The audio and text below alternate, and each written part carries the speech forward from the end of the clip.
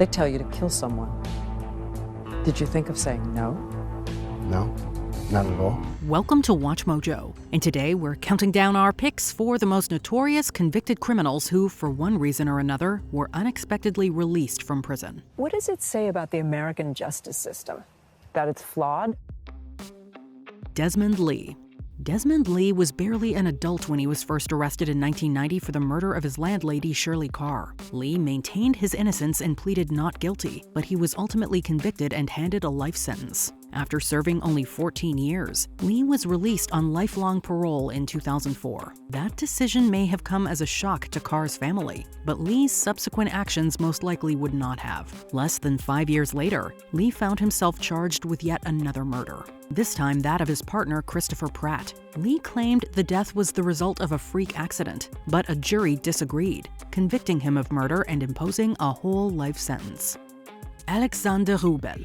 Between 1997 and 1998, Alexander Wrubel, then a teenager, committed a series of violent murders in Tallinn, Estonia, resulting in the deaths of at least 6 people. His first murder occurred on September 19, 1997, while he was under the influence of gasoline vapors and driven by an uncontrollable urge to kill. That urge was seemingly never satisfied, as he continued to take lives, with one case even involving the assistance of his father, André Wrubel. Due to his status as a minor at the time, Wrubel was only sentenced to 8 years imprisonment, the maximum penalty allowed. He was released in 2006 and reportedly still resides in Estonia, although under a different name.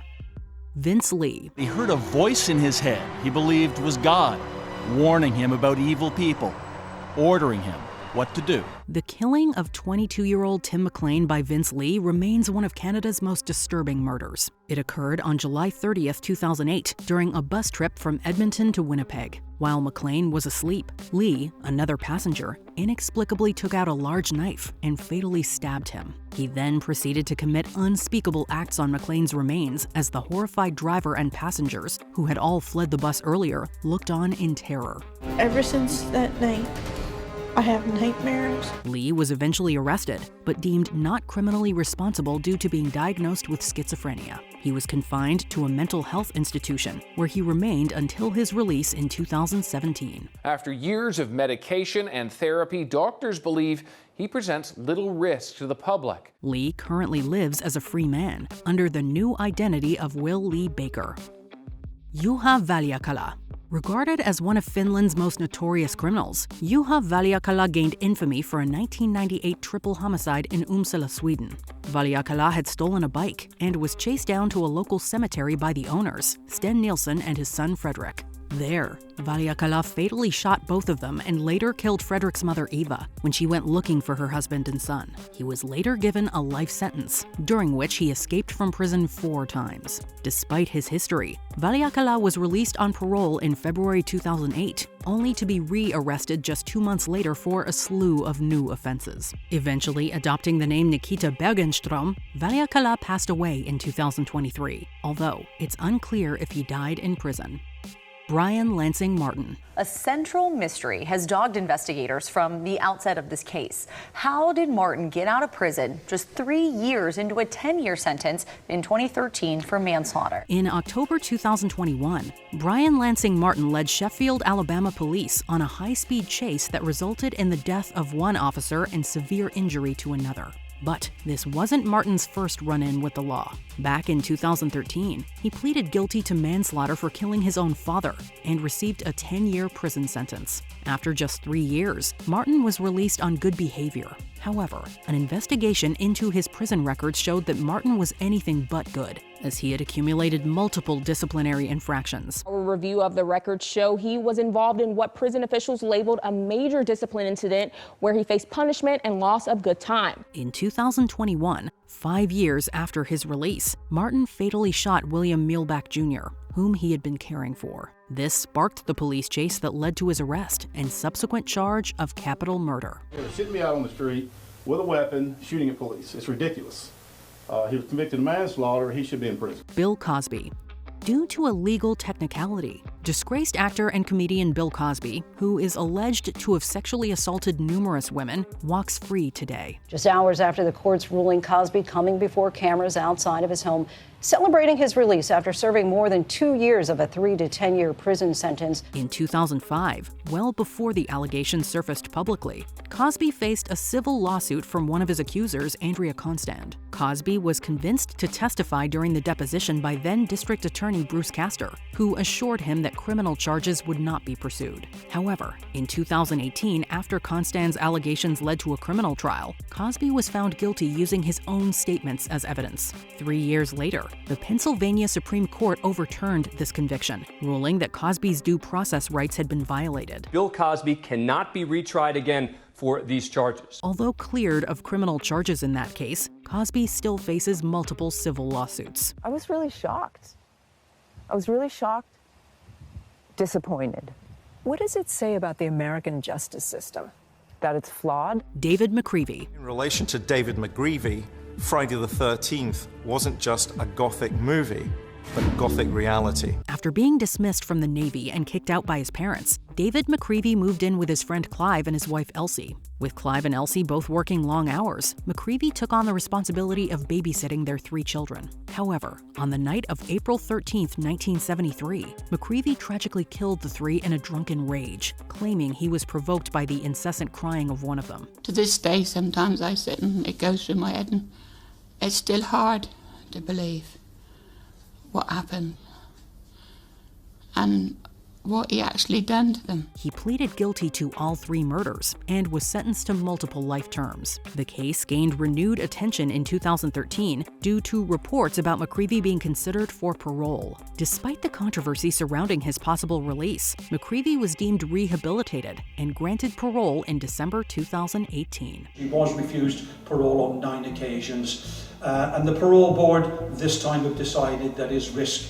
is low enough that he could be trusted to serve the rest of his life sentence outside of prison. Sammy Gravano. Sammy the Bull is a serial murderer. He's a psychopath and a sociopath. Sammy Gravano, commonly known as Sammy the Bull, was deeply entrenched in a life of crime as the underboss of the powerful Gambino crime family. For years, Gravano served as the right-hand man to John Gotti, only to later play a pivotal role in his downfall. They tell you to kill someone. Did you think of saying no?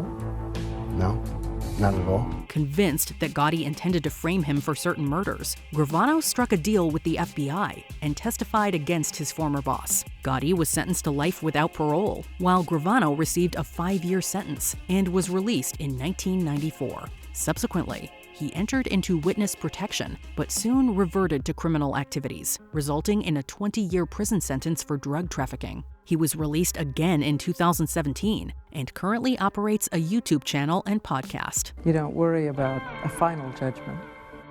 I'll worry about that day, and we'll see what happens. Karla Homolka. The true story of Paul Bernardo and Karla Homolka was no fairy tale.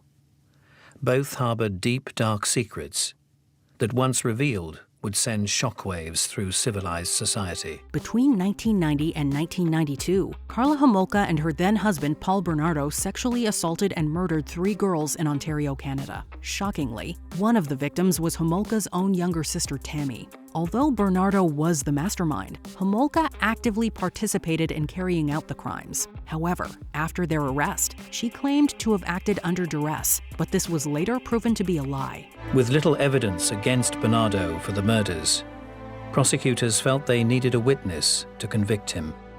The only way to put Paul Bernardo in prison was to believe Karla Homolka's story. Nevertheless, Homolka testified against Bernardo and pleaded guilty to the lesser charge of manslaughter, resulting in a 12-year sentence. In July 2005, Homolka was released to much public outrage. These days, she resides in southwestern Quebec, where she remains known as Karla Homolka, despite an earlier unsuccessful attempt to change her name. To hear that a person like that is here, it's... Many neighbors just learned that through media reports this week.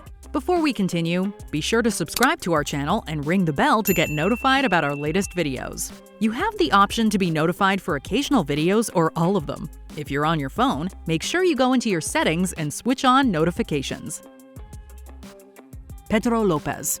It is still unknown just how many people Pedro Lopez killed during his murderous spree across Colombia, Peru, and Ecuador. While authorities have confirmed 110 deaths, Lopez himself claims the actual victim count could be well over 300. As proof, he agreed to show police the grave sites of his victims. Hence, he is considered one of history's most prolific serial killers. Lopez was finally convicted of the murders in 1980 and sentenced to 16 years in prison, the maximum penalty in Ecuador at the time. About 20 years after Pedro Lopez was arrested in Ambato, Ecuadorian officials changed the maximum sentence for murder from 16 years to 25 years. He was released in 1994 and deported to Colombia, where he was confined to a mental health hospital before being let out on bail 4 years later. However, Lopez vanished and has not been seen since 1999, though he remains a suspect in several murders. In October 2002, Interpol released an advisory on behalf of the Colombian authorities, stating they were looking for Lopez. Did we miss any other notorious criminals who are walking free today? Let us know in the comments below. Today, innocence came to Mr. Cosby.